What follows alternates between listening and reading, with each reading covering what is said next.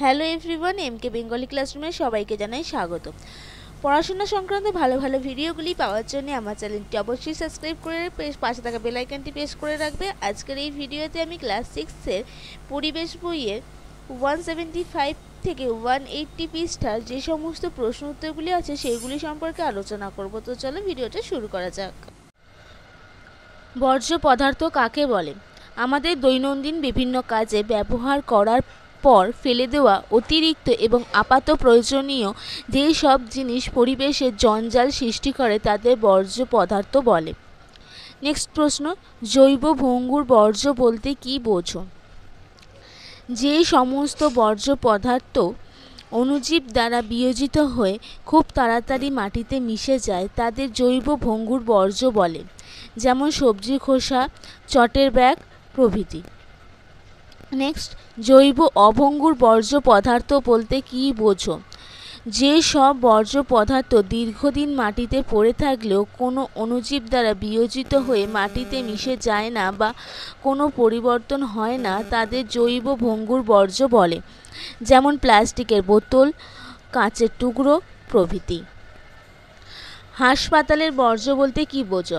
হাসপাতাল বা স্বাস্থ্যকেন্দ্রে ব্যবহার করে ফেলে দেওয়া জিনিস যেগুলি পরিবেশে জঞ্জাল সৃষ্টি করে এবং রোগের সংক্রমণ ঘটাতে পারে তাদের বলা হয় হাসপাতালের বর্জ্য, যেমন ইঞ্জেকশনের সিরিঞ্জ, ওষুধের ফয়েল, তুলো ইত্যাদি।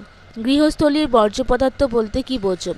বাড়ির বিভিন্ন কাজে ব্যবহারের পর অতিরিক্ত এবং আপাত অপ্রয়োজনীয় জিনিসপত্র যেগুলি ফেলে দেওয়া হয় তাদের গৃহস্থলীর বর্জ্য বলে, যেমন পেন, খালি রিফিল, পুরনো সংবাদপত্র প্রভৃতি। রান্নাঘরের বর্জ্য, রান্নাঘরে ব্যবহারের পর অতিরিক্ত এবং আপাত অপ্রয়োজনীয় জিনিস রান্নাঘরের বর্জ্য বলে, যেমন মাছের আঁশ, সবজির খোসা, মশলার প্যাকেট প্রভৃতি।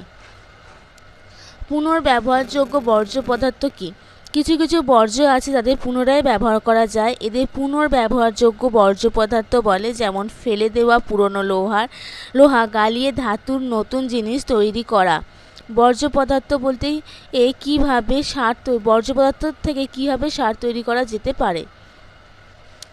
গাছপালা, ঝরে যাওয়া পাতা, সবজির খোসা, পশু পাখির মল প্রভৃতি জৈব ভঙ্গুর বর্জ্যগুলিকে মাটিতে গর্ত করে চাপা দিয়ে রেখে কিছুদিন বাদে ওগুলো সারে পরিণত হয়। 4R প্রয়োগ কেন? এই প্রশ্নটা কিন্তু তোমাদের জন্য খুব ইম্পর্ট্যান্ট। এই প্রশ্নটা পরীক্ষায় দেয়, তাই তোমরা এই প্রশ্নটা খুব ভালো করে যেও, আর নোটসগুলো কিন্তু তোমরা অবশ্যই টুকে নিও খাতার মধ্যে। তো চলো উত্তরটা দেখে নিই। আমাদের চারপাশে পড়ে থাকা বর্জ্যগুলিকে সুপরিকল্পিতভাবে পুনরায় ব্যবহার করার জন্য 4R পদ্ধতির প্রয়োজন। Reduce, refuse, reuse, recycle. এটা কিন্তু এইভাবে শূন্যস্থান করেও কিন্তু আসতে পারে, তোমরা কিন্তু এটা জলের মতো মুখস্থ করে নেবে।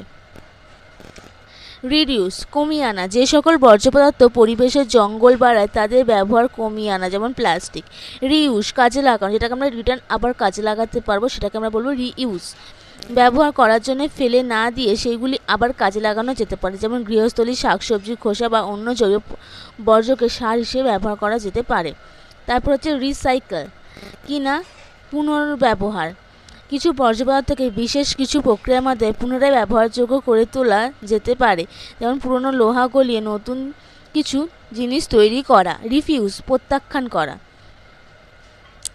কী বলছে? কিছু কিছু দ্রব্যের ব্যবহার সম্পূর্ণভাবে পরিত্যাগ করতে হবে, যেমন প্লাস্টিকের ব্যাগ। তো তোমাদের আজকে এবারের 3rd ইউনিট টেস্ট ক্লাস 6-এর যা যা ছিল অধ্যায়ভিত্তিক প্রশ্ন আমি সব দিয়ে দিয়েছি, তোমরা দেখে নিও। কেউ যদি কোনো অধ্যায় মিস করে যাও তো তোমরা সেটা দেখে নিও, আমার সব অধ্যায়গুলি পরপর দেওয়া রয়েছে। আর ভিডিওটা ভালো লাগলে অবশ্যই সাবস্ক্রাইব করো, বন্ধুর সাথে শেয়ার করতে একদম ভুলো না, আর লেখা ভালো লাগলে অবশ্যই লাইক করে দিও। তো আজকে এই পর্যন্তই, দেখা হবে নেক্সট আরেকটি ভিডিওতে। তো চলো, সুস্থ থেকো, ভালো থেকো, টাটা।